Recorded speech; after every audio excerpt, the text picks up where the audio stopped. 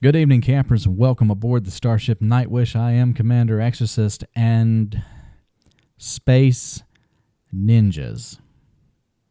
It's not exactly something I had on my bingo card for Elite Dangerous, but it looks like that's what we might be facing, hence the shinobi in the background, because, yeah, let's take a look at what's going on in the galaxy at the moment, because things are super weird out there, folks. We have Imperial assassins. That is right. We have the Empire sending out its shinobi strike force to murder Federation CEOs for capital gains in the middle of a Xeno war. So we're fighting alien flowers on one side and katana-wielding superhero shadow assassins on the other. I don't think it's that simple, but that's kind of what it's presented here. In today's article, we have Imperial assassins stokes superpower tensions. Very biased article title, by the way. Once we get into it, you'll see what's going on. The Federal Mining Corporation, Caine-Massey, has accused Senator Zemaina Torval of assassinating its CEO, Johann Fleischer. Johann was actually murdered about a few days ago on Mars. And if you remember from about a year or so ago, he was involved in some kind of underhanded dealings. And, Torval was involved. So the kind of the general sense is that she might not have been too happy about being defeated in those proceedings, and this is the revenge. Let's see. An update from the Federal Intelligence Agency prompted a remarkable declaration from Philippa Barlow-Lyons, the company's acting CEO.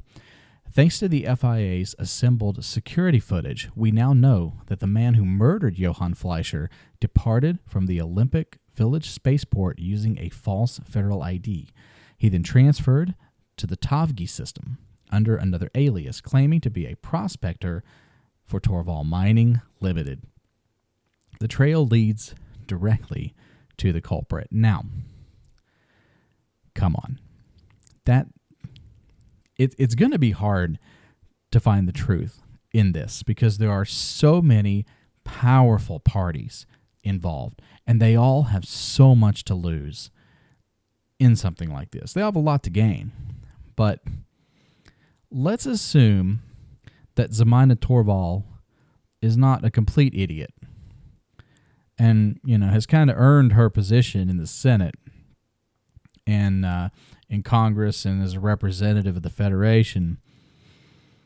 Do you think that if she was going to hire somebody to go out and murder someone, that she would possibly pick someone from her own company? Because especially if it was one of her greatest rivals, if you're going to murder your rival, you use one of your lower henchmen of your own company, link your name back to that murder. I just don't see it. Now, it's possible. People like this sometimes they're not the brightest, and they do make mistakes, but it seems a little unusual and a little too clean for that kind of evidence to come back. I mean, it's a damning piece of evidence if it's true that somebody from Torval Mining murdered the Caine-Massey CEO. That's devastating, and I mean, there's some serious insanity stuff going on there. And it moves on. It is very clear that Zemaina Torval ordered Johann's death as an act of revenge after he defeated her efforts in January 3308 to obtain one of Caine-Massey's most lucrative mining contracts. Analysis of the hitman's weapons and other equipment matches those typically used by Imperial intelligence. It just gets weirder from there. And who is a senior officer in that ruthless spy network? Zemaina's own grandson, Titus Torval. You can almost read just a weird attitude coming off of that line.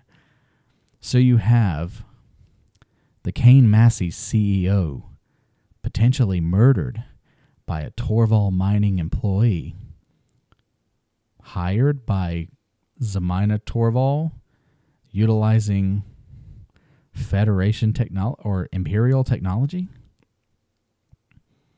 I'm confused. I'm not exactly sure what they're trying to do here, because it really starts out in the sense that you've got some internal Federation issues, but then all of a sudden there's this Imperial twist to it. Senator Torval has not acknowledged or responded to the accusation. A formal statement was delivered directly to Congress by the Imperial Senate.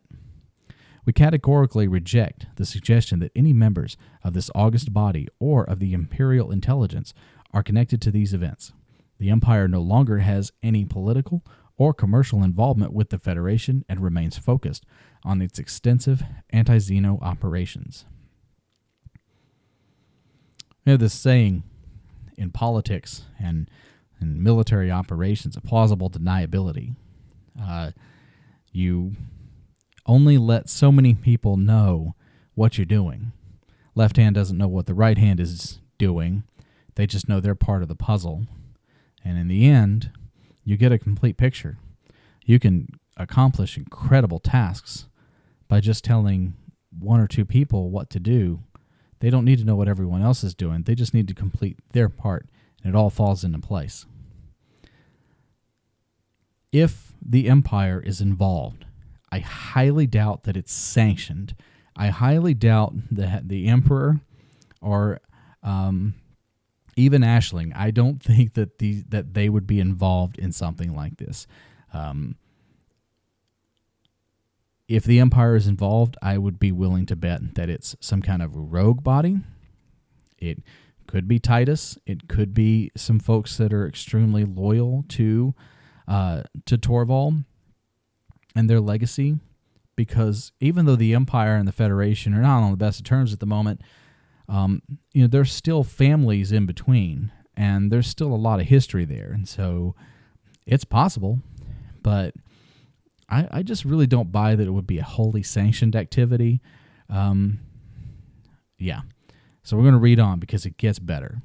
President Zachary Hudson, the Federation's resident T-1000, has publicly assured Caine-Massey, which is known to be a long-standing corporate donor of the Republican Party, that further resources will be directed to the investigation. Boy, it is good to have friends in high places. Good to have friends in high places, because if it was anybody else, there wouldn't be much money going to investigate this assassination, I'm sure. This is a timely reminder that all citizens should be vigilant against the enemy. If we discover that Imperial assassins or sleeper agents are responsible for this heinous crime, the Empire will be expected to act in a manner that we find satisfactory. Those are some harsh words from Zachary. He is calling out the Empire straight up. If they find Imperial sleeper agents, he expects the Empire to address them accordingly. I have a theory that at some point they're going to find Imperial sleeper agents.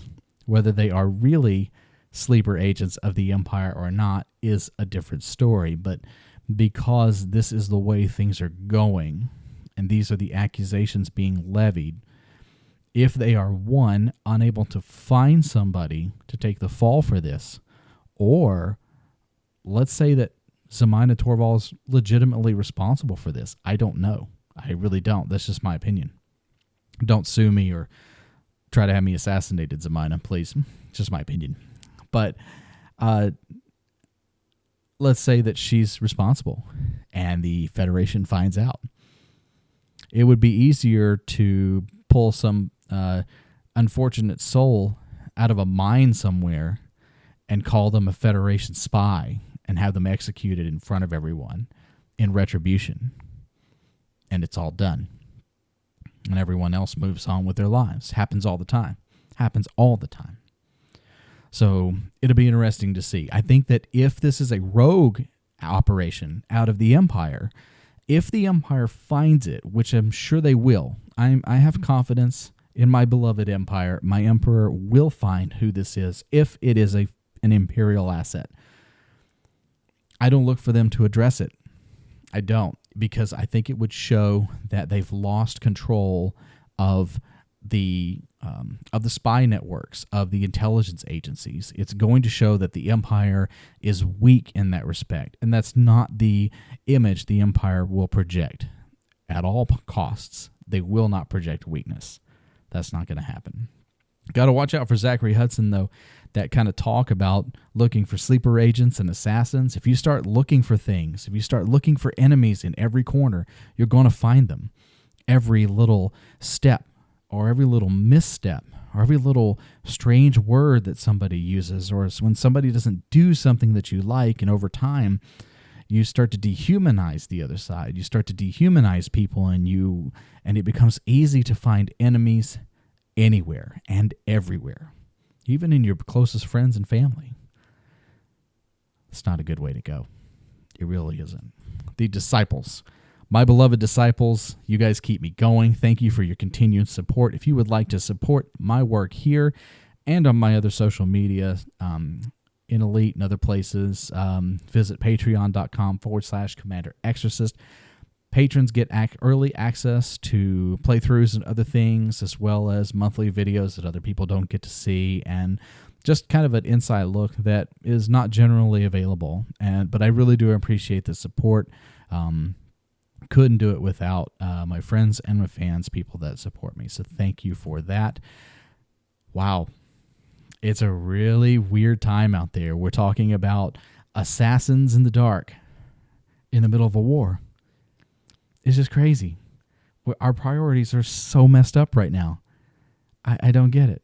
But hey, congratulations. We are pushing back on some of the systems.